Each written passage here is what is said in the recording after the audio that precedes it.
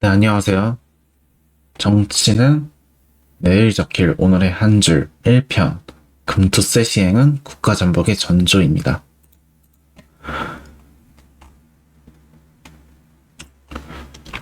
지금의 정재계가 나라를 이전 수준까지 휘두르지 못하는 것은 개인들의 자금 수준이 늘어났기 때문입니다. 자본주의 사회이기 때문에 어쩔 수가 없어요.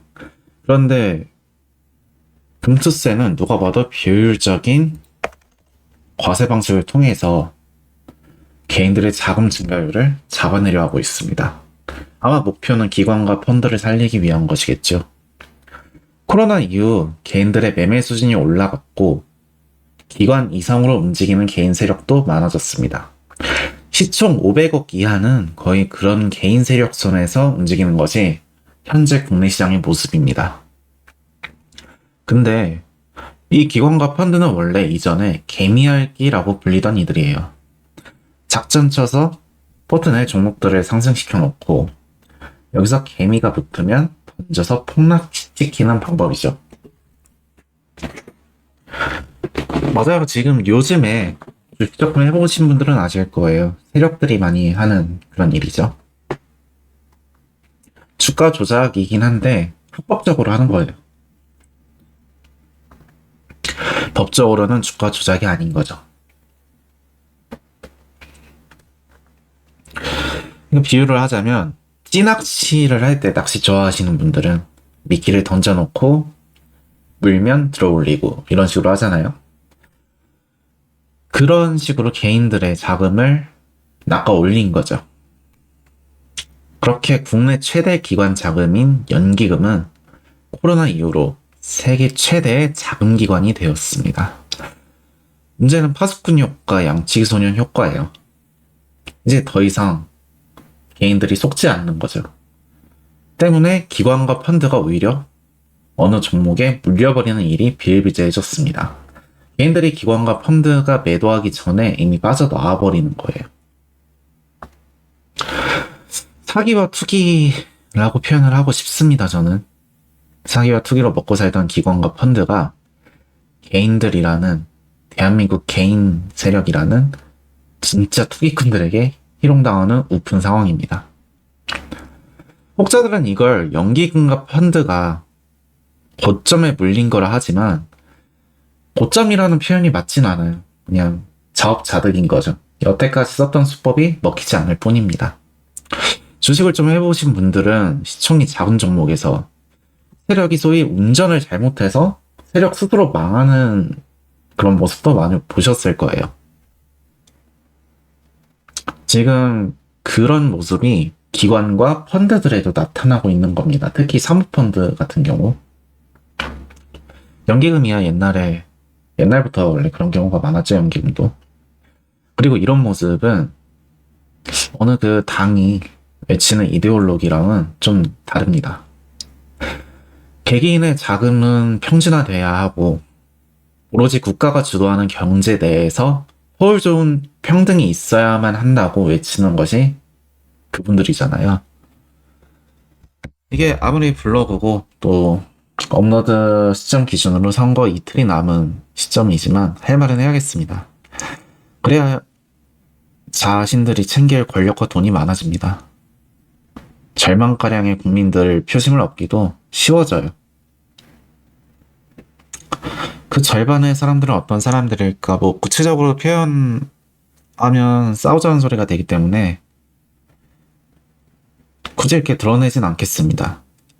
근데 이제까지 제가 보아온 바로는 적어도 현실 직시가 가능하고 스스로 생각할 줄 안다면 부조리한 제도인 걸 알아차릴 텐데도 여러 궤변에 속아 넘어가는 그런 사람들이 많았습니다. 그래서 본론으로 돌아갈까요? 만약 금투세가 시행되면 우리나라 미래는 어떻게 될까요? 길게도 아닙니다. 2년 내로 IMF 사태 직전의 대한민국으로 돌아가게 됩니다. 펀드와 기관에 돈이 몰린다는 것, 결국 부의 분배를 정재계가 온전히 틀어진다는 의미가 되는 것입니다. 너무 확대 해석이라고 말하고 싶은 사람들이 많을 거예요. 근데 생각해볼까요?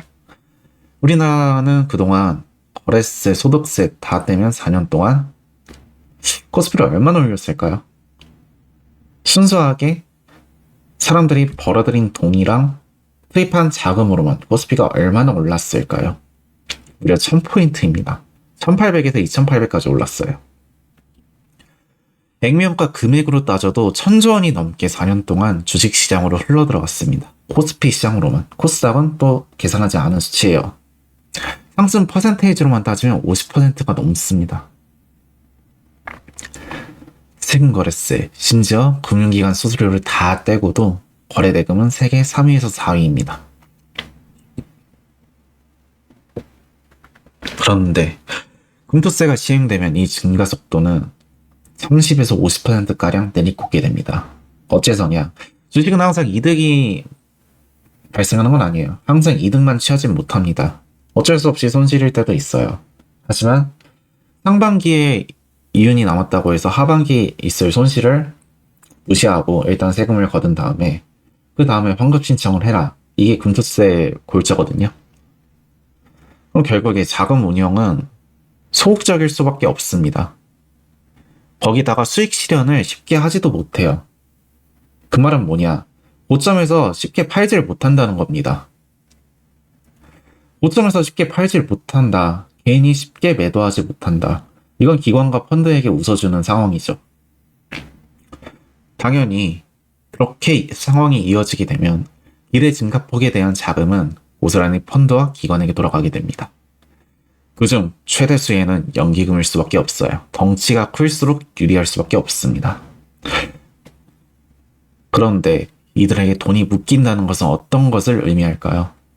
중간 설명은 너무 장황하기 때문에 일단 생략하겠습니다. 결론부터 말하자면 결국 산업에서 어음경제가 다시 활발해질 겁니다. 투자가 아니라 어음을 발행하게 되는 거예요. 어음경제란 뭐냐? 결국에 가상의 빚더미가 점점 쌓여가게 되는 것입니다. IMF의 원인 중에 하나로도 지목이 되는 것이죠. 그런데 이번에 이 사태가 터진다면 IMF 때보다 훨씬 더 심각한 현실을 마주하게 될 수도 있어요. 현재 가계부채는 당시랑 비교가 되지 않습니다. 당시에는 적어도 각자 직장인 몇 년치 연봉을 갚아야 하는데 일할 수 있는 일자리가 없기 때문에 힘들었던 것이에요. 지금은 가계부채의 디폴트가, 그러니까 가계부채의 평균값이 각자 평생 벌어도 갚지를 못하는 수준으로 빚을 지고 있어요. 그게 대한민국의 현실입니다. 숫자로 그냥 체감이 되게, 정확한 수치는 아니고 그냥 체감이 되게 예시를 들어드릴게요. IMF 당시에 평균 연봉은 2000에 평균 빚이 3억이었다 치면은 지금은 평균 연봉은 1억에 빚이 50억 이런 상황인 거예요. 대충 느낌이 이 정도라고 보시면 돼요. 당장에 경제 수준은 올라갔다고 보이지만 보이지 않게 쌓이는 빚들이 많은 거죠. 당연히 원인은 집값이 상승해서 대한민국 사람들은 대부분의 자산을 집에 투자하고 소비의 대부분은 집세나 아니면 집을 사는데 받은 대출에 대한 이자 이렇게 나가거든요. 그러니까 부동산의 상승과 또 임금 상승률 대비로 소비자 물가가 상당히 가파르게 올라가고 있습니다. 여기에 생활 수준은 올라가고 있어요. 우리 밀크커피 마시던 시절이 얼마 안 됐어요. 밀크커피 마시다가 이렇게 카페 커피로 다들 발걸음을 옮기게 된 지가 얼마 안 됐습니다. 길어야 15년. 더 짧게 잡으면 10년 정도밖에 안 됐어요. 생활 수준이 10년 정도 도로 퇴보한다고 쳐도 그 10년 공백 동안 이 빚의 차이를 극복할 수는 없습니다. 이미 못 갚을 돈이기 때문이에요. 이 빚을 진 사람들의 연령대도 이제 막 경제활동을 시작한 2030부터 은퇴를 앞두고 있는 5060까지 다양합니다. 그러니 이번에 경제가 내려앉게 되면 은행은 죄도산을 면치 못할 거예요. 빚 있는 사람은 당연히 나앉겠죠. 그런데 빚이 없는 사람들은 이 나앉은 사람들을 부양하다가 다 같이 망할 겁니다. 결말은 최악이면 중국이나 미국의 국가 자체가 합병당할 수도 있습니다. 왜냐? 한국 시장은 다른 나라 대비로 중국, 미국의 손길이 깊이 들어가 있어요. 다른 파산한 나라들이랑은 차원이 다릅니다. 당장 국내 부동산 중 중국인의 보유 비중이 얼마나 될까요? 단순 파산이 아니라 국가 자체가 전복당하는 상황입니다. 저는 이제 투표할 때마다 고민이 돼요. 솔직히 누구를 찍어도 결말이 대한민국 자체가 하락세가 될 것 같은 느낌이 들기 때문입니다. 다만 보다 직관적이고 단기간에 망할 정책이 어떤 것인지 정도는 판단이 서잖아요. 그게 제 한 표의 기준이었습니다. 여태까지. 이걸 보고 박제라고 말하는 사람들도 많았습니다. 아마 이 다음 영상에 올라가면은 얘는 대체 어느 포지션이지? 이런 반응들이 있을 수도 있어요. 그런데 우리 지금 종교활동, 포교활동 하는 게 아니잖아요. 투표는 종교나 유파를 선택하는 게 아니라 현실과 미래를 선택하는 것입니다. 그런데 이번엔 양쪽에서 다 직관적인 최악의 한 수들이 보이더라고요.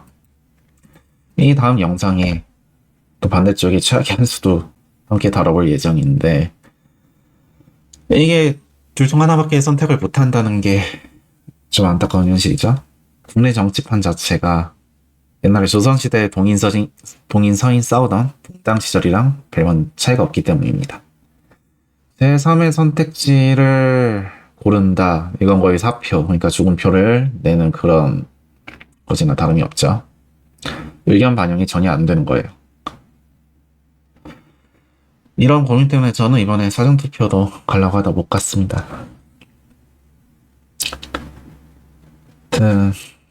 첫 번째 영상 이렇게 마무리를 하려고 하는데요.